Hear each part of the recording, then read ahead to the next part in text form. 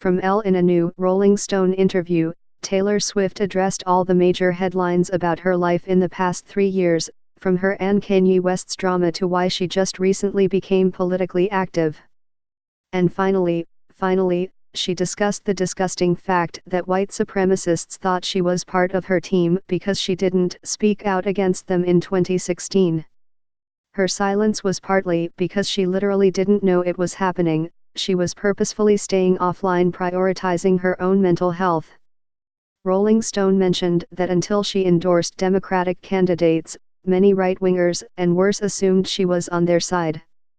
"I don't think they do anymore," Swift started. "Yeah, that was jarring, and I didn't hear about that until after it had happened.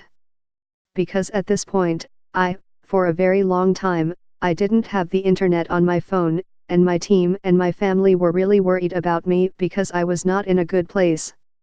And there was a lot of stuff that they just dealt with without telling me about it.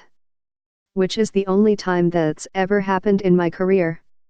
I'm always in the pilot seat, trying to fly the plane that is my career in exactly the direction I want to take it. But there was a time when I just had to throw my hands up and say, guys, I can't do this. I need you to just take over for me and I'm just going to disappear."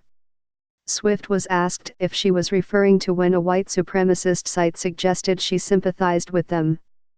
That's when Swift vehemently spoke out against them. "I didn't even see that, but, if that happened, that's just disgusting," she started. "There's literally nothing worse than white supremacy. It's repulsive. There should be no place for it. Really, I keep trying to learn as much as I can about politics, and it's become something I'm now obsessed with, whereas before, I was living in this sort of political ambivalence, because the person I voted for had always won. We were in such an amazing time when Obama was president because foreign nations respected us.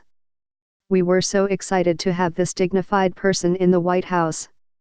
My first election was voting for him when he made it into office, and then voting to re-elect him. I think a lot of people are like me, where they just didn't really know that this could happen. But I'm just focused on the 2020 election. I'm really focused on it. I'm really focused on how I can help and not hinder.